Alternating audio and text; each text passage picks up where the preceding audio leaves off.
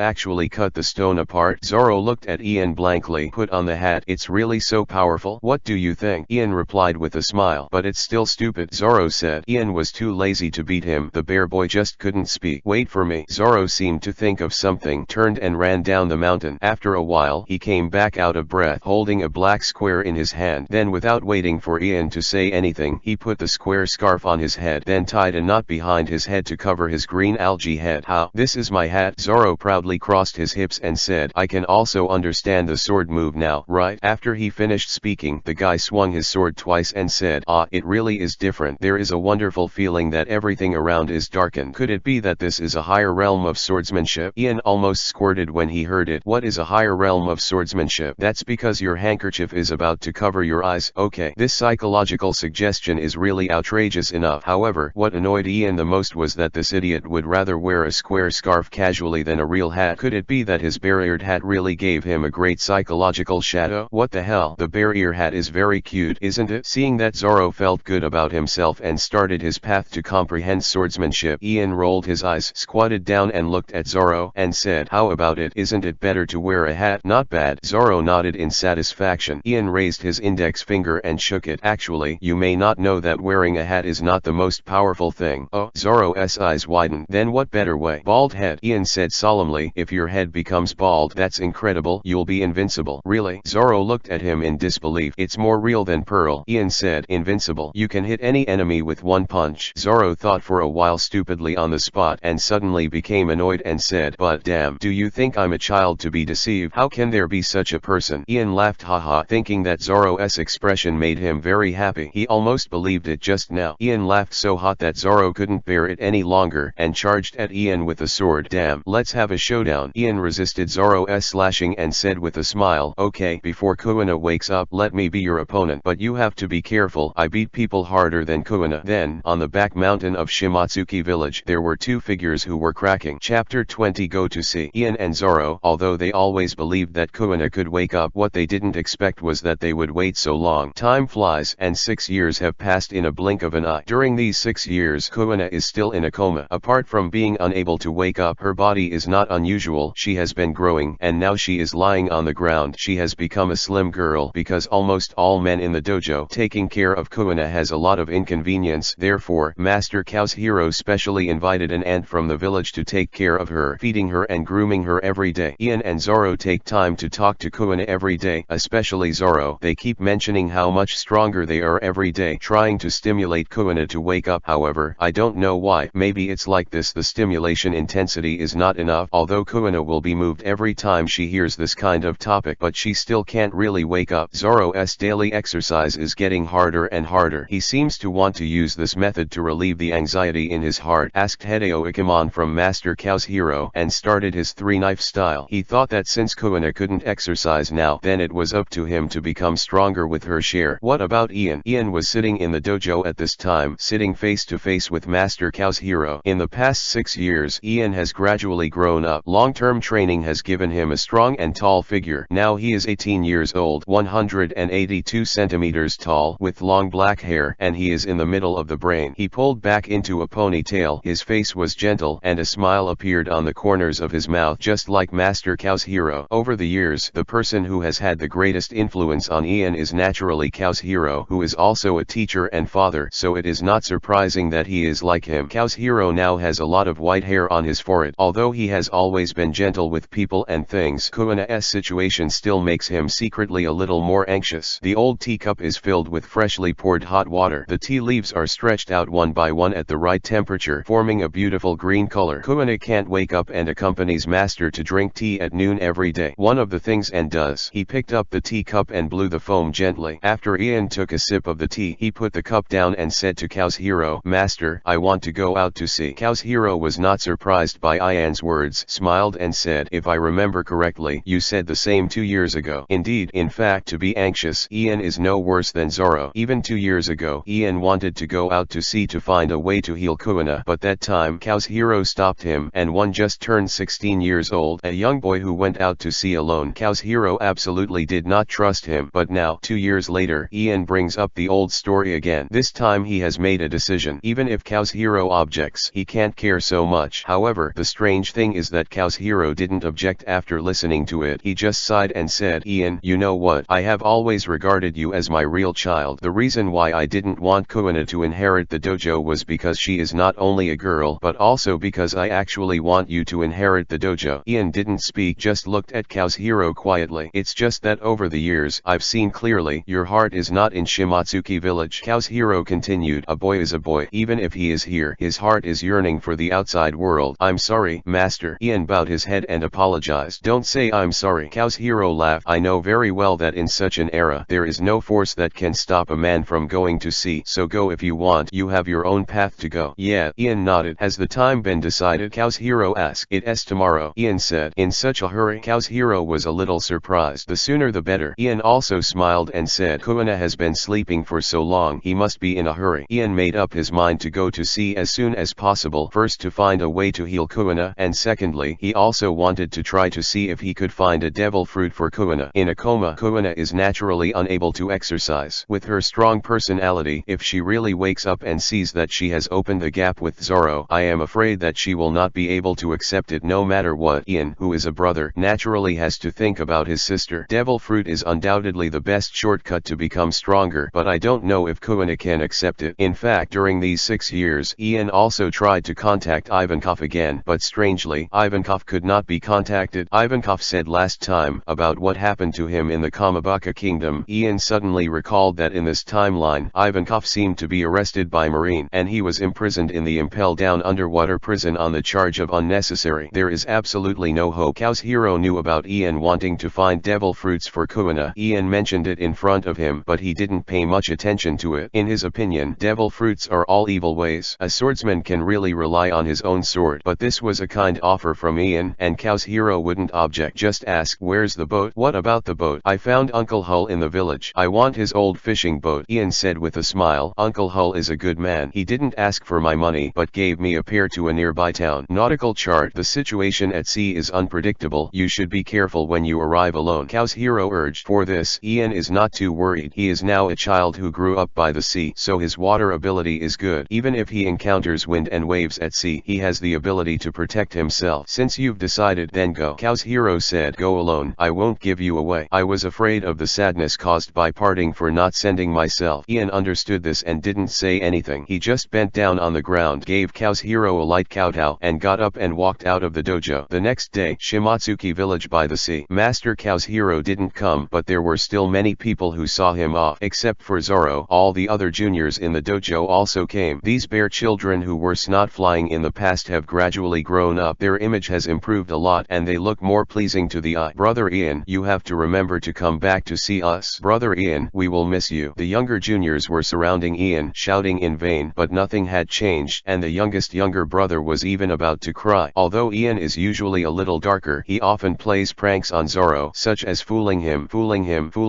or something, but he is very kind to these little brothers and sisters. Kuina can't wake up, so he took over for Kuina to care for him. It is the responsibility of the juniors, so now that Ian is going to sea, the juniors are naturally reluctant to part with him. Ian patted their shoulders comfortingly and sighed in his heart. If there is no system with his aptitude, he is probably similar to these little junior brothers now. Looking at them is like seeing them before the age of 10. Same as myself. Zoro standing with his arms crossed. Zoro was almost 9 years old when he first came to the dojo. He fought against Kuina for a year and earned a record of 2001 defeats and 0 wins. Now, 6 years later, he is also 16 years old. Now he has with the prototype of Zoro in the future. The green algae head is still so conspicuous. This guy's hair grows and he scrapes it with a knife, so it is messed up like a dog. He changed the dojo uniform and put on he wore a short-sleeved t-shirt with a waist circumference around his waist and 3 long swords on his back. The only good thing was that he hadn't had earrings at this time, probably because he was worried that Master Kazuhiro would scold him. Seeing Ian looking over, the guy snorted and turned his head away, ignoring Ian. Fuck you. Ian couldn't help laughing. I said I won't take you if I don't take you there. When Zoro knew that Ian was going to sea, he shouted that he wanted to go with Ian, but Master Kazuhiro did not allow it. Just like Ian was not allowed to go to sea earlier, Master Kazuhiro also worried that Zoro was too young. Ian naturally obeyed Kosuro's words, so he refused Zoro's request to travel together. Just because of this, Zoro was angry all night last night. Walking up to him, Ian patted his shoulder and said, "Wait a minute, I'll go to sea first to find a way to heal Kuina. If I haven't come back in 2 years, then you can go out to sea by yourself. It's long-winded. I don't need you to tell me." Zoro still turned his head away from Ian, but said, "It's you. If Kuina wakes up during this period, don't blame me for speaking ill of you. If you want to say it, just say it." Ian winked at him. "Don't forget, I am Kuina's brother, and you are her opponent. Who do you think she will believe?" After finishing speaking, Ian pressed the barriered hat that was about to be blown up by the wind with one hand, and said with a smile, "Okay, I'm leaving." "Wait." Zoro's voice came, stopped him, then reached out and handed a long knife in a white scabbard, turned his head and said, "This is a letter from Hideo. Why don't you take it with you? It sounds great, but are you actually worried about yourself? Otherwise, why would you want to bring yourself a good knife?" Ian smiled but didn't take it, and said, "No need. This knife is not suitable for me. You should keep it, and when Kuina wakes up, give it back to her." Walking to the shore, Ian untied the cable, threw it into the boat, then pushed the small fishing boat, ran 2 steps hard, pushed the boat into the sea, and then jumped up. "Goodbye, I'm leaving." Ian waved to everyone on the shore. Amid the reluctant farewells of everyone, they picked up the oars, rowed the boat, and drifted away. Pirate Supercard System Chapter 21-40 Chapter 21 First Red Gift Package. The day Ian chose to go to sea was not bad. It was a sunny day. In such weather, the sky shows a deep blue color, and the occasional white clouds are the embellishments. Looking at the boundless sea and feeling the sea breeze blowing gently, people have a kind of feeling refreshed. Tired of paddling, Ian simply opened the small sail on the fishing boat and let the sea breeze take him to going. Lying on his back among the fishing boats, he checked the system while watching the unknown birds flying by in the sky. Choosing to go to sea is not only to find a way to heal Kuina, but also because he has reached a bottleneck now. Open the attribute interface of the system, and you can see the current level of Ian. He is now level 5. This is the experience he gained from practicing with Zoro in Shimatsuki village for 6 years. He learned to use it before Zoro, Nian, and the time to learn swordsmanship is longer than Zoro. In the process of fighting against him, Ian can be said to win more and lose less. The reason why it is said that there are more wins and less losses is because Zoro is really talented. In the next few years, he actually realized that his sword was recruited. Although the only sword moves he could use at the beginning were Tiger Hunt and Bull Needle, Ian did feel the power of Nian on his sword. Of course, in the words of this world, it was actually Haki's fluctuations. With these 2 sword moves, Zoro has gradually controlled his inner strength, so for a while, even Ian can only compete with his 2 moves. If one is not careful, he may be defeated by him. Zoro's strength has increased little by little. When Ian defeated him, the experience gained also increased slightly. It can be said that Ian's current level is entirely due to Zoro's contribution. However, when Ian reached level 5, he found that even if he defeated Zoro, he could not gain experience points. The system seemed to be unable to gain too much experience from the same opponent by default, and there are no ferocious beasts on the island where Shimatsuki village is located, which means that since 2 years ago, he has been unable to upgrade his level. This is one of the reasons why he wanted to go to sea early 2 years ago, but was Master Kazuhiro stopped him. It is estimated that in the system, the host of Ian is also counted as a card, and according to the number of stars and qualifications, he should now be the most basic 1-star green card. It can be seen from the attribute points obtained. Every time he increases 1 level, he can get the attributes of strength +5 and speed +5. When he reaches level 5, it is equivalent to an increase of 20 points of strength and 20 points of speed. This may be the qualification problem mentioned by the system, because when Ian used the experience book to upgrade the card of Shizuo Meiji to level 5, he found that the 3-star card of Shizuo Meiji was upgraded every level. Can get 15 points of strength and 15 points of speed, as well as 20 points of life and 20 points of mind. This card may be of the balanced type, that is, the upgraded attributes have the same increase in strength and speed. It is best to use it as a reference for comparison. Ian also tried to ask the system to see if he could use the advanced stones to increase the number of stars and aptitude, but was told that he couldn't and needed other special items. As for the special items, the system didn't tell him. Although a little regrettable, the system's answer gave Ian a little hope. According to the ratio of 30%, each level of Shizuo Meiji's card can just bring him a bonus of 5 points of all attributes. So now Ian's attributes are as follows: Name, Ian. Level 5. Deo Strength 217. Strength 82. Base 5 plus upgrade 20 plus card 35 plus self-training 22. Speed 78. Base 5 plus upgrade 20 plus card 35 plus self-training 18. Life 89. 99, base 10 plus upgrade 40 plus card 39, mindfulness 99, base 0 plus upgrade 40 plus card 39 plus mindfulness practice 20. Skills: advanced swordsmanship, sword attack speed plus 30%, destructive power plus 30%, proficiency 1000000/100000000. Intermediate mindfulness cultivation, increase the number of thoughts recovered per hour. The current recovery value 5 points. Increase the total number of thoughts by 25%. Proficiency 6811/50,000. Among the two skills that Ian has now, the 10 million proficiency in advanced swordsmanship has long been full. However, it is strange that advanced swordsmanship cannot be improved anymore. This is the so-called bottleneck. Ian knew that there must be a higher level of swordsmanship above, but he lacked insight and opportunity, so he couldn't improve. The skill of reciting cultivation is accumulated with the bamboo sword when he practices swordsmanship every day. It is limited by the amount of recitation and cannot improve as quickly as the proficiency of practicing swordsmanship. So now it is only at the intermediate level, but after the skill of reciting cultivation is improved, it is a big surprise that Ian can actually increase the total amount of Ian by a percentage. Regardless of whether it is advanced swordsmanship or reading practice skills, these two skills have an impact on Ian's Deo strength value. Otherwise, with his current attribute value, it is impossible to have more than 200 Deo strength values. Of course, it is said that one has to have about 500 Deo strength points to be called a Superman. Ian has more than 200 Deo strength points, which seems to be quite low, but in fact it is not the case, because in the long-term continuous sword practice,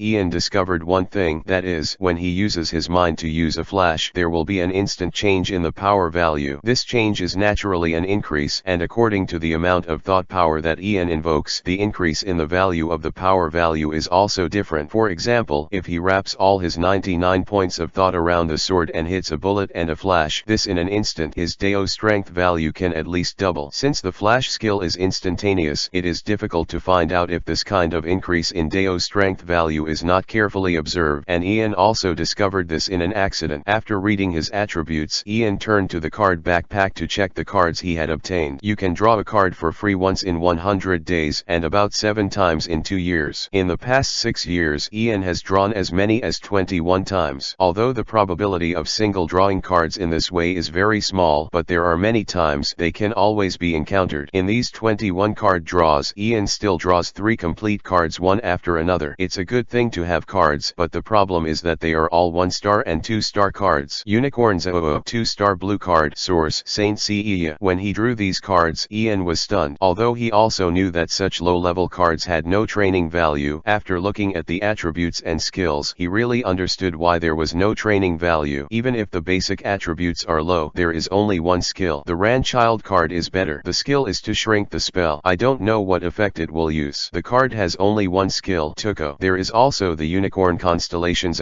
Obviously all the saints use the small universe, okay, but in the card attribute, it is also the same as the thought attribute, so Ian understands that no matter what kind of cards are drawn in the system, their skills are classified by mind. It seems that in the concept of the system, mind power has unified the whole universe. Although Ian still has a card slot to use, he doesn't want to waste it on these cards. Originally, the bonus percentage is low, and the basic attributes of the cards are so small. Even if these cards are equipped, the obtained attributes will increase. Cheng is also the same as nothing. It is better to keep it and wait for the 4-star orange card to be equipped when you save enough money for the first 10 draws. After floating in the sea for a long time, Ian was also hungry, so he got up and opened the package he was carrying. This package is a gift from Ian. It contains a few pieces of clothes for washing. In addition, there are 3 days of dry food. Ian listened to Uncle Hull in the village and said that from Shimatsuki village to the neighboring town, it takes 3 days by boat. It took days, so he prepared these dry food. Taking out the dry food and a bottle of water, Ian sat on the boat and ate, but at this time, he found a small cloth bag in his package. He remembered that he didn't put this thing in the package, so out of curiosity, he picked up the cloth bag and opened it. What Ian didn't expect was that the cloth bag turned out to be a stack of green banknotes and a white envelope. Ian counted it. The stack of banknotes was 20,000 Baileys in total, and it was the first time he had ever received so much money in his hands. Then he opened the envelope, and sure enough, it contained a letter from Master Kazuhiro. Although he didn't come to see him off, Master Kazuhiro still misses him all the time. The 20,000 Baileys are all of Master Kazuhiro's current savings, and all of of them have been given to Ian for traveling expenses. Ian only felt full of warmth. Although 20,000 Baileys was not much, it represented Master Koshiro's concern for him. Just as Ian sighed, he suddenly heard a voice from the system in his mind. When the currency is detected, does the host want to recharge? For the first recharge, you can get the first red pack. Chapter 22 worth 8,888 diamonds. The first big gift pack. Ian asked suspiciously, is it the extra reward for the first recharge? Yes, the system replied. For the first time you recharge any amount, you can get a first-rate gift pack worth 8,888 diamonds. Any amount? Ian quit. Then why didn't you tell me earlier? Nima, I should have known that there was such a big gift package. Ian made money when he was in Shimatsuki village. At that time, although the monthly pocket money was pitiful, he still saved some and made a few $100. Bailey, it's a good deal to win this first punch gift package. However, the system replied, the minimum level of diamonds purchased in the diamond store is 100 diamonds. Ian was speechless immediately. If it was possible, he just wanted to smash the system into a ball and stomped on it 10,000 feet on the ground. That's what you call an arbitrary amount. Nima, can you just say that the first charge is at least 100 diamonds? Great, my brother. For a word game like the system, Ian can only write a capitalized word for service. It's no wonder that when I was holding Bailey in my hand, the system didn't even mention the first charge gift package. The minimum threshold for emotional recharge is 20,000 Bailey, which is exactly 100 diamonds. Watching people cook. I don't have money to tell you a basket. This system is really bad enough. Forget it. I already knew what the urgency of this money hunting system was, and Ian didn't bother to complain about it and ask what's in the gift bag. I can't help but ask. He has already grasped the skill of the system word game, and he said it nicely. What kind of gift package is worth 8,888 diamonds? The ghost knows whether it is worth so much after opening it. There are two things to say. The gift package includes a fixed number of breakthrough stones, a fixed number of advanced stones, a fixed number of random 5-star red card fragments, and a random exclusive treasure. The system replied. Ian stared at him and asked, that's all? Is that all worth 8,888 diamonds? The system didn't speak. It seemed to be the default, and then Ian suddenly felt that the whole person was not good. He felt that he should not trust the system. More than 8,000 diamonds, that is almost equivalent to 20 million Baileys, but the things in the gift package don't sound like they are worth so much money. Well, this is the usual advertising behavior of game developers. For them, this kind of gimmick is not even a false advertisement, because things like virtual items are not easy to estimate. How much they say is worth, then as much as it's worth, you still can't refute them. Are you going to run? Ian looked at the 20,000 Bailey in his hand with some hesitation. The village of Shimatsuki is very small. Most of the people in the village are self-sufficient. Naturally, the economic situation on the island is not developed. In addition, he has often bought medicine for Kuina over the years. Teacher Kazuhiro's savings must not be much. Bailey gave Ian. It was already the limit. This was for him to pay for his travel expenses, not for him to use it to recharge. What will happen after going to sea? Ian still doesn't know anything. With money on his body, he must be better at handling things, but Ian doesn't know whether he can protect himself with his current strength. Other enemies have played against each other. Don't forget, this is a world where pirates are rampant. Even if you are in the weakest East Blue, it is said that the average bounty of pirates here is 3 million Baileys. Ian does not have a clear understanding of the strength corresponding to the reward amount, but out of the psychology of being careful, it is definitely right to enhance his strength by recharging and winning the gift package. So at this time, Ian found that he suddenly had difficulty in choosing, and he didn't know how to choose. Why, by coincidence, happened to be 20,000 Baileys. If it was a little more or a little less, Ian wouldn't have to be so entangled. After eating the dry food in his hand, Ian finally made a decision. Recharge. Who cares? Money matters. Take a step by step. If you don't have money, don't you even have the opportunity to work and earn money. On the contrary, the 5-star red card in the gift bag made Ian very concerned. When Ian made a decision, the Bailey in his hand suddenly disappeared. This is what the system looked like. Then Ian heard the voice of the system in his mind. You bought 100 diamonds, and you get an additional 10. The gift of diamonds. You have a gift package to collect. Ian focused his attention on the system interface in his mind, and sure enough, he saw a flashing gift pattern hanging there, so he chose to receive it. You got 100 breakthrough stones. You got 100 advanced stones. You get 65-star red card shards. Orica, you have obtained an exclusive treasure, the Sword Saint's long sword. Ian was taken aback. Orica, is it really that Orica? He hurriedly entered his backpack interface and chose to view the existing card fragment items. Sure enough, he saw a handsome white-haired man with a fragment icon in the upper left corner, indicating that the card was still still in an inaccessible state, the state of synthesis, and on the right side of the avatar there is a word X60 indicating the number of pieces of this card. Ian suddenly became hilarious. Damn it, it's really the boss Orokai of the King of Fighters 97. It's developed now. According to what the system said, this Orokai card should be a native 5-star red card. Whether it is aptitude or attributes, it is top-notch. When such a card is cultivated, the bonus it brings to Ian must be huge. It's just that the cards have not been fully synthesized yet. Ian can't see Orakai's skills, but I believe it must be very powerful. This is the first top-level card Ian has ever seen. After appreciating it for a while, Ian asked the system, "Hey, by the way, how many fragments does Orakai's card take to combine?" The synthetic number of native 5-star red cards is 180 fragments. The system replied, "What the hell? This feeling of being pitted again is swollen. I heard from the system before that the synthetic number of 3-star purple cards is 30 fragments, so Ian still thought even if the synthetic number of 4-star and 5-star cards is more, it will not be too much." He guessed a 5-star card can be synthesized with a maximum of about 80 fragments. If this is the case, then now that you have 60 fragments, there is still some hope for the synthesis of 5-star cards. However, the system now told him that he wanted 180 coins. Ian felt like he was beeping a dog. Nima only sent 1/3 of the fragments, and you dare to call it worth 8,888 diamonds. There is no difference between seeing and not using it and not getting it. Ian understands the meaning of the system very well. I will give you some shards, no more or less, so as to attract you to continue to charge money and draw shards. This is a typical consumption trap. Is it so difficult to even be a Krypton Gold player now?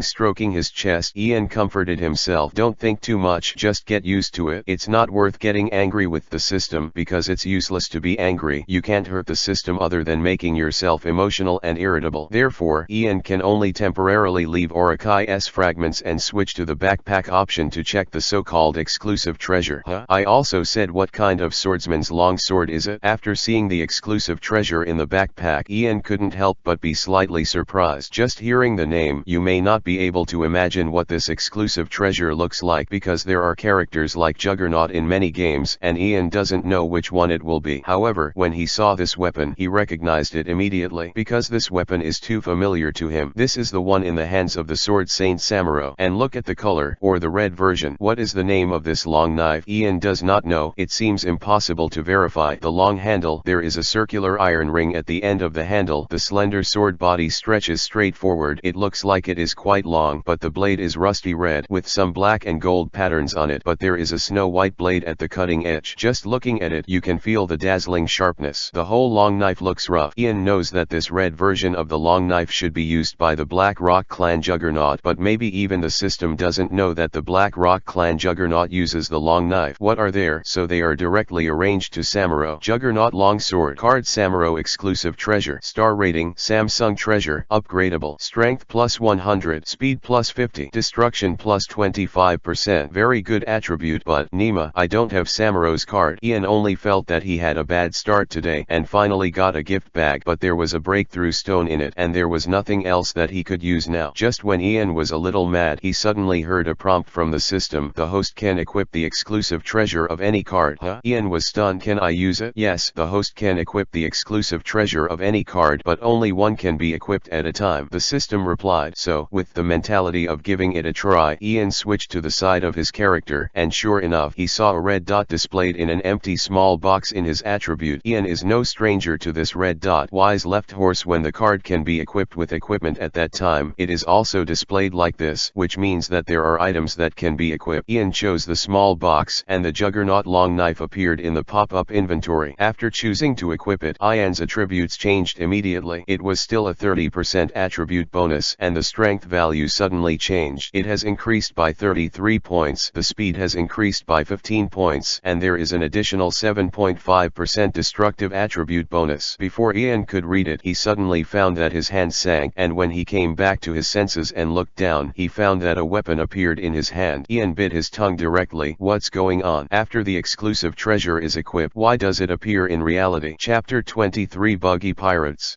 What's going on here? Ian stared dumbfounded at the sword saint's longsword in his hand, only to think it was incredible, and hurriedly asked the system. Exclusive treasures can produce a real projection, the system explained, but the projection is only a percentage of the corresponding star. Ian understood it in seconds. That is to say, the sword Saint's long sword in his hand can't achieve the full effect of the real weapon, right? Looking at the Sword Saint's long sword in his hand, he found that it was really long enough. This weapon, which I don't know whether to call it a sword or a sword, was originally the weapon of the Orc Sword Saint in Warcraft. Weapons that look normal in their hands, but in Ian's hands, they look huge. This sword is almost as long as Ian's height, but when it comes to visual effects, it's really nothing to say. Although it looks rough, whether it is radiant or sharpness, it is first class and concise. Efficient. This is a murder weapon born for fighting. Gently flicking on the blade, Ian heard a buzzing sound from the blade, indicating that the material of the long knife is very uniform, and the weight of the entire long knife is concentrated on the back of the knife, especially suitable for chopping. According to Ian's understanding, this is a heavy knife, and he needs 2 hands to hold it. Originally, when Ian went to sea, he only carried a rough sword. He had been in the dojo for so many years and was deeply influenced by Master Kazuhiro. He felt that the most important thing for a swordsman is to have a good sword, so he felt a little regretful about the sword he brought out, but now it's alright. When I was drowsy and brought a pillow, when Ian was thinking about how to get a good weapon, the system came to the door like this. Although this juggernaut sword is completely different from the samurai sword he usually uses, the principles of swordsmanship are the same. The juggernaut sword is not only suitable for slashing, but also straight stabs and horizontal cuts. As long as it is given to Ian after a little while, once you get used to its weight, you should be fine. Well, it doesn't matter to say these things, the key is, it's cool. Although there is no scabbard, but the Sword Saint's long sword is inserted behind the back, and it is forced to rise in an instant. Holding the long knife, Ian tried waving it a few times. He felt very satisfied when he heard the whistling sound of the blade cutting through the air. He felt that it was the only thing in the first punch gift bag that didn't trap him. And what makes Ian most comfortable is that the Sword Saint long knife can also be removed by removing the exclusive treasure in the equipment slot, so as to achieve the effect of disappearing in an instant. After re-equipping it, it will appear again, just like space equipment, which is very convenient. Boat was going in the direction of the wind, and Ian took the Sword Saint's long sword to practice swinging on the boat. First, to get used to this knife as soon as possible, and secondly, because of the habit of so many years, the sword swinging practice has become like his. The instinct is the same. When I get the opportunity to practice a few times, I feel sad all over. Unfortunately, the practice of concentration often results in not paying attention to other things. I don't know since when the wind direction on the sea has changed, and Ian's boat has also changed direction unknowingly, but Ian didn't notice all this, and was completely immersed in the experience and exercise. In the evening, the sea breeze became even more irritable, and the air pressure began to drop. Anyone with a little common sense would understand that this was a sign of a storm at sea. It was only at this time that Ian finally came back to his senses and stowed away his sails. The weather at sea changes as soon as it changes. Ian just stowed away the sails when the storm came. The strong wind began to blow on his boat, causing layers of waves to hit the boat. Ian was worried at first. The boat capsized, so he sat in the middle of the boat wearing a poncho, desperately trying to stabilize the boat with his own strength, but after a while, he had to stand up, pick up the bucket left in the fishing boat, and pour water outside. How strong is the ability of a small fishing boat to withstand the wind and waves? Needless to say, everyone knows that experienced fishermen go out to sea in the morning to fish and come back in the evening, only fishing near the sea. It can be said that Ian was completely harmed by the comics he read before. In his impression, whether it was Luffy or Ace and Sabo, it seemed that they all went out to sea in a small boat, so he thought he could do it. But it wasn't until he really experienced sea sailing that Ian realized that he really underestimated the knowledge of sailing. Ian didn't even know which direction he was going. He managed to hold on to the storm, but all the clothes and dry food he put in the boat were soaked by the sea water. The next day, when the sun rose, Ian realized that he had lost his way. When he set off, he was heading north, but now the position of the sun shows that he was actually heading west. I don't know how far I veered off course. Oh, I'm going. Ian couldn't help but slap his forehead when he discovered this. When he was still in Shimatsuki village, the most common thing he said to Zoro was, "Don't trust your sense of direction. If you get lost now, just stand still and wait for someone to save you." Unexpectedly, he himself was lost first. Ian's knowledge of geography is very poor, but he also knows that he can't continue to go west, because if you go west, it seems that there are no islands, but it will get closer and closer to the windless belt of the Great Root. There is a gathering point for large-scale sea kings. Ian's small body can't come back in the past, so he can only adjust the direction and continue to drive north. However, deviating from the course means that Ian will stay at sea for a longer time, and his dry food has been killed. If he wants to eat, he can only use the idea of the sea. And from here, we can see the lack of Ian's sailing knowledge. He forgot forgot to prepare a fishing rod on his boat. It's enough for Uncle Hull to send him a fishing boat. It's impossible to prepare a fishing rod, right? But when Ian went out to sea, he didn't think of this, so he couldn't even fish now. By noon, Ian was so hungry that his eyes were almost green. He thought of a way to tie the samurai sword he brought out to a rope and throw it into the sea to fish. However, how could a fish be hooked? The rope is so thick that not only does it have no hooks, but also no bait. How much blind does it take to be caught by him? I don't know if I was starving and fainted. Ian saw that the homemade fishing rod didn't respond for a long time, and then he woke up. He patted his forehead and secretly asked why he was so stupid. Nautical miles. Without a fishing rod, he can only fish by himself. Fortunately, Ian's lung capacity is sufficient and he can still dive for a long time in the sea. Should be able to catch fish, right? Ian thought so. However, what Ian didn't expect was that when he just dived, another ship appeared on the sea behind him. This is a very large ship with a black pirate flag hanging on the mast, and the pattern on the pirate flag is a round red-nosed skull pattern. Above the mast, a lookout sailor really looked around with a telescope. Soon, he found the boat that Ian had left on the sea. Captain Buggy, there's a small boat over there. The lookout immediately shouted down, it's a fishing boat, but for some reason, there's no one on board. On the deck below, a man wearing a captain's cap and a coat was sitting on a chair with his chin pressed. This man was dressed as a clown, and his nose was particularly prominent, a big round red nose. That's right, this ship is the pirate ship of the Buggy pirates, and this person is the head of the pirates, Buggy the clown. Hearing the lookout's shout, he was stunned for a moment and said, a boat with no one? A ship in distress? The storm last night was so violent. Maybe it really was, said a black-haired man on a unicycle next to him, holding his hands. Go and see in person, maybe you can find something. Buggy waved his hand and said, we are a pirate group famous for looting. Don't let go even if it's a small fish. Yes, Captain Buggy. A group of pirates on the deck immediately responded loudly. Soon, a small boat was put down on the pirate ship and headed in the direction of Ian's ship. And Ian didn't know what happened on the sea at this time. He was still fishing in the sea. I don't know if I don't do it. It turns out that it is so difficult to catch fish in the sea. How can a person's speed be faster than a fish in the sea? So even though there are fish swimming around in the sea, Ian couldn't catch a single one. He couldn't hold it any longer, so he floated to the surface to breathe and then dived again. If a person is extremely hungry, he can work hard for food. Head and dived again, so Ian did not find the boat coming from the Buggy pirates. Similarly, his target was too small and the pirates on the boat did not find him. So, a few pirates touched Ian's boat, searched around and found nothing, and finally took all his clothes and hats back for trade. Chapter 24 Lucky Day for the Hapless. Fuck, where's my clothes? When Ian finally caught a big fish with a strange shape from the sea and climbed onto the boat, his eyes were about to pop out. At first, he thought it was some naughty seabird who took his clothes away, but when he saw the pirate ship of the Buggy pirates in the distance, as well as the moving boat, he immediately understood what's going on here. I just felt like I was beeped by a dog for a while. Damn, it doesn't matter if there was an unfortunate storm last night and now thieves can steal things on the vast sea. Does this count as going out without reading the almanac? Throwing the caught fish into the boat, Ian picked up the oars and rowed towards the pirate ship in the distance. It's far away, and he hasn't seen clearly what kind of pirate ship it is, but Ian is full of anger now, because not only his clothes, but also the hat that Uncle Bear gave him, as well as the belongings he lost. The phone bugs he put in his hat were all stolen. Without the phone bug, how can I contact Zoro to inquire about Kuina's situation in the future? Without the hat I'm used to wearing, how can I feel comfortable with a bare head? And it's even worse without clothes. Even if I get to the shore, I can only run away. Can't forgive. Ian was about to explode with anger, and with the greatest strength, the two oars turned very fast. At this time, several pirates who were ordered to check on Ian's boat had already boarded Buggy's pirate ship. Seeing them come up, Buggy asked indifferently, how is it? Is there anything to gain? Report to Captain Buggy. A rogue in a circus hat replied, we searched. No money, no treasure. There are a few clothes and hats on the ship. Oh yes, there is a hat inside the hat. Phone bug. Oh, Buggy was a little surprised. In fact, he didn't expect much from the things on the boat at first. He just held the concept of killing mistakes and not letting them go, and let people search for them. How could he know that there was actually something? Phone bugs. This kind of thing is quite rare. I didn't expect such a thing on that small boat. Bring it to me and see. Buggy said lazily on the chair. Ah yes. The pirate minion wearing a circus hat quickly handed over Ian's hat and said flatteringly, the phone bug was in this round bare-eared hat at the time. However, before the words were finished, Buggy suddenly said, what did you say? Say it again. The phone bug is inside this round bare-ear cap. The scumbag repeated inexplicably. Buggy was instantly furious. One hand suddenly detached from his body, flew over and grabbed the neck of the minion, shouting, who are you calling calling a big round nose? I didn't. The pirate was about to cry. He knew that his captain was listening again, because he is very concerned about his round red nose. What Buggy hates most is when others say his nose. When it is mentioned, he will get angry. Over time, he becomes so sensitive. The ship thieves all know the taboos of their captains. The most important thing that cannot be mentioned are the keywords round, red and big. Even words with similar meanings are not enough. However, knowing is one thing, not making mistakes is another. This pirate just thinks Ian's bear-eared hat looks cute,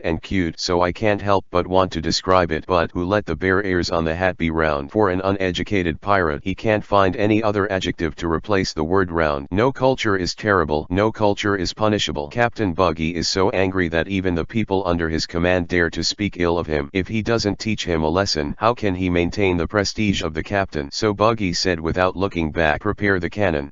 Yes. The group of scoundrels shivered, but they didn't dare to resist, and hurriedly stood at attention and agreed. The clown Buggy is actually quite ruthless towards people. Cannon execution is a repertoire on his pirate ship, and his minions have seen it many times, so although he is preparing in a panic, his movements are very skilled. Forgive my life. The bastard who was strangled by the neck and twisted into the air was almost out of breath, so he could only desperately try to break Buggy's hand away. Perhaps because he didn't think so much, he even held Ian's hat in his hand, and Buggy also saw the hat at this time and was stunned. The next moment Buggy's hand let go, and the minion fell down and stared blankly at his captain. Buggy, wondering why he let go of his hand suddenly. Could it be that he changed his mind? But Buggy ignored him. His hand flew over and picked up Ian's hat, then flew back and stuck to Buggy's body again. Buggy held Ian's bear-eared hat and said thoughtfully, "Huh? Strange, I think I've seen this hat before." After speaking, Buggy seemed to remember something, turned around and ran towards the cabin with his hat, leaving behind the group of scoundrels who were looking at each other, wondering if he should continue the execution. It stands to reason that Captain Buggy ignored that minion. It should be regarded as saving his life. However, before he could be happy, a man with a black and white square around his neck came over. He was Buggy. Kabeji, the chief of staff of the pirates, the guy with his hair covering one eye, said gloomily, "Hang him up." The execution continues. "This is Captain Buggy's will." "Yes," the little scoundrels responded quickly, tying up the hapless man with all his might and hanging him on the side of the boat. Then they brought the cannon over, aimed the muzzle at the hapless one, and raised the torch to see the lead ignited. As a result, at this moment, a person suddenly jumped up the side of the ship and landed on the deck with a thud. Everyone stared blankly at the figure who suddenly appeared, and found that he was wearing no clothes, only a pair of pants. Logo was soaked wet, with black hair tied behind his head and a samurai sword in his hand. That's right, it was Ian who came. The guy who was hanged was really lucky. The first time he was let go by Buggy, the second time he was about to be bombarded, but Ian came aboard. Everyone's attention was drawn, and this guy got another life. Today must be his lucky day. Ian didn't care that the guy who was hanged looked at him with tears and gratitude. As soon as he jumped on the boat, Ian roared in anger, "Who stole my clothes and things? Stand up!" The minions on the boat looked at each other in dismay. They realized what was going on, and dared to say that there was no one on the boat just now, but no one was there. Seeing how wet this man was, he was afraid that he had jumped into the sea at that time. After realizing what was going on, a kind of minion suddenly burst into laughter. "This person is really stupid. It's understandable to feel angry when something is taken away, but he dares to chase after him and ask for it. This is not something ordinary idiots can describe. Don't look at how many people there are on your side. How many people are there on our side? Boy, has no one taught you about pirate flags? Haha, it's really funny. You dare to jump on the boat without seeing clearly. It looks like a rookie who just went to sea, right?" Don't look at the scoundrels trembling in front of Buggy, but when facing outsiders, they showed the wickedness that a pirate should be, and laughed at Ian with a grim expression. Ian actually saw the people on the boat clearly at this time. At first, he felt a little inexplicable. The pirates in front of him didn't look like pirates at all, but more like a circus. Look at what they are wearing. Hearing the ridicule of the pirates, Ian subconsciously looked towards the sail, and was stunned when he saw the round red nose pattern. Chapter 25. Are you responsible for being funny? It turned out to be the Buggy pirates. Looking at the bow again, I found that the bow turned out to be an elephant, and the long trunk was transformed into a cannon. That's right, this is Buggy's pirate ship by Kobo. Ian never thought that the person who stole his things was actually a member of the Buggy pirates, which was a surprise. This is a bit difficult because Ian has a deep impression of Buggy. Let's not talk about his future achievements, just say that when Buggy first appeared, he was already a pirate with a bounty of tens of millions. Ian went out to sea earlier than Zoro, which is naturally earlier than Luffy. Now I don't know how much Buggy's reward is, but it is certainly certain that it should not be too low. Since I don't have a clear understanding of my own strength now, Ian doesn't know if he can beat Buggy. At other times Ian might avoid it temporarily, but not at present. His clothes, hats and phone bugs must be brought back. Naturally, Ian didn't speak when he thought about it, causing the Buggy pirates to think that Ian was frightened by them, so they pulled out their weapons one by one and leaned towards Ian with a grinning smile. "Boy, since you're here, don't go. Obediently put down your weapons and wait for Captain Buggy's hair. Haha, if the great Captain Buggy is in a good mood, maybe let him be a lowly boatman on the ship and help us scrub the deck every day. What if the captain is in a bad mood? Haha, that would be miserable. He may be used to replace the unlucky guy who was hung up when the cannon fires." Boom. A bunch of scoundrels talked about Ian's fate unscrupulously, but they didn't see Ian's face getting worse and worse. At this time, finally a pirate couldn't hold back, raised a western knife in his hand and slashed towards Ian, trying to slash Ian and tie it up. Ian stood motionless, watching the knife slash towards his shoulder. Just when everyone thought he was scared and didn't know how to resist, Ian suddenly moved sideways, avoided the slashing of the pirate minions. Ian appeared behind the minions, and the samurai sword in his hand was instantly unsheathed, and with the sharp light of the sword, it fell heavily. The pirate minion suddenly let out a scream, and Ian cut a huge wound on his back. Blood spurted out and fell on the spot. However, this is not over yet. After Ian slashed the minion with a knife, his body moved at a fast speed again and shuttled among a group of pirate minions. The knife light, or split, or cut, or stab, or slash, each shot action is different. The same is that every time the knife light flashes, there will be a pirate minion screaming and falling down. After the 8 or 9 hooligans surrounding him were all chopped to the ground by Ian, Ian's body movement finally stopped, and at the moment when his figure stopped, Ian's knife just returned to its sheath. Call perfect. Although it is a small rogue, but there are too many enemies, and I am only one person. It is not good to be surrounded. So as soon as Ian came up, he used his strongest sword skill at the moment, Lian Yishan. This move is worthy of being a sword move that only requires advanced swordsmanship. It is very important to the connection of attack actions. When chopping down the first opponent, you must have the intention to attack the next opponent at the same time, and at the same time you must also make moves. Start your hands and plan, otherwise you will not be able to continue, and you will be interrupted in the middle. Ian also practiced in Shimatsuki village for a long time before finally mastering it. The advantage of this trick is that the mind power used at one time can be divided into several parts for continuous use, instead of consuming 1 point of mind power for each hit. The most important thing is that this trick is really useful when it is used to fight these numerous pirate minions. The rest of the Buggy pirates who were still far away did not react at all. They stared blankly at Ian, who was still holding the knife, not knowing how to express themselves. Surprised and astonished, the rookie traveler who originally thought he was just floating on the sea alone, how could he turn into such a murderous demon in the blink of an eye? This style has changed so fast. Ian didn't know what the pirates thought. After he saw so much blood for the first time, he didn't have the nausea and vomiting often mentioned in the novel. Instead, he had a faint excitement which came from signs of your own adrenaline rush. He found that he seemed to be very comfortable with this kind of combat. Of course, Ian didn't kill the pirates lying on the ground, he just cut them into serious injuries. He didn't attack the vital parts of these pirates, and almost all the thoughts he used were blessings on himself, and without being wrapped around a knife, the power of the attack is naturally relatively small. If these pirates are treated in time, they will not die temporarily. After all, he has not really reached the point of killing people without blinking an eye. But the other pirates didn't know that, thinking that all the companions lying on the ground were killed by Ian, and immediately shouted angrily when they came back to their senses. Go. Kill him. Yes. Offend the Buggy pirates. He's dead. However, after shouting and shouting for a long time, no one dared to rush up. Just now, the scene of Ian splitting 8 or 9 people in an instant scared the pirates. Just thinking about it, they understood themselves. They were not Ian's opponents, so when they were shouting, their eyes unconsciously glanced at Kabeji, the chief of staff, expecting him to shoot. At this time, Kabeji stayed on his unicycle with his arms folded, his mouth hidden in his black and white checkered scarf, and he couldn't see what his expression was. He hasn't spoken since Ian jumped on the boat, but the difference is that at the beginning, he felt that he was too lazy to deal with a rookie like Ian, and let his subordinates teach him a lesson, but now, he is not good at talking. Looking at Ian's beheading action just now, he found that he was not sure of defeating Ian. No way. When Ian used Lian Yishan just now, it seemed that he was moving too fast. Just as Kabeji was hesitating about whether to make a move, he suddenly heard a huge roar. The sound came from the back of the boat, and Ian heard it too. So when Sheng looked over and saw a man riding a lion walking out slowly. What's going on? Why is there such a big bloody smell? Aren't you afraid? afraid of irritating Richie," he said unpleasantly as soon as he came out. And when he saw this person, Ian burst out laughing and pointed at him. "Haha, your hat is even weirder than mine." The person who just appeared had a circle of fur on his head, even covering his cheeks. His whole head looked like a sheep, and it was fluffy, and the lion under his seat too. The mane on the top of his head was combed into a long braid and stood up straight. No matter how stupid he looked. "It's rude. It's my hair." Hearing Ian's laughter, the man riding the lion was furious, and the veins on his forehead were about to pop out. Anyone whose hair was treated as a fur hat would be angry, right? But after a roar, he finally came to his senses and asked Ian suspiciously, "Who are you? Why are you on our boat?" "This is naturally the vice captain of the Buggy pirates, the animal trainer Moji. Speaking of which, there are quite a lot of strange people in the pirate world." Ian looked at his fur-like hair and suddenly thought of this. The goods will not be fur tribes, right? If so, which clan would he be from? Sheep. Just when Ian's brain was wide open, Moji finally saw the pirates lying in a pool of blood on the deck and immediately realized what was going on. The naked boy in front of him was an intruder. "You are so brave. You dare to come to our Buggy pirates ship to provoke," Moji said to Ian through gritted teeth. "Fuck." Ian didn't take the blame. "You guys obviously stole my things, yet you dare to say I'm here to provoke me." Moji doesn't care about that much. He is the co-captain. If Ian is spared at this time, then he doesn't need to hang around on the bike it up, so he ignored Ian's rebuttal and patted his crotch. "The riding lion," Richie said. "Kill him." The lion Richie made another huge roar, and with Moji on his back, a jump came to Ian, and the claw slammed towards Ian. Seeing that it was coming fiercely, Ian was already prepared, so he quickly took a step back and avoided the claw attack. He felt a gust of wind blowing in front of him, and Vivi couldn't help sweating. He wasn't afraid to beat him, but it was the first time for him to face a beast like a lion. A hit. Richie bit Ian again. A lion like a beast pounces on its prey much faster than a human being. In a hurry, Ian can only use the scabbard against Richie's mouth to block it down this blow. However, what surprised him was that Richie actually bit his knife into two pieces. Ian stared dumbfounded at the remaining hilt left in his hand. He couldn't react for a while. He didn't expect the inferior samurai sword he brought out to last long, but he never thought that it would be so fast. Broken.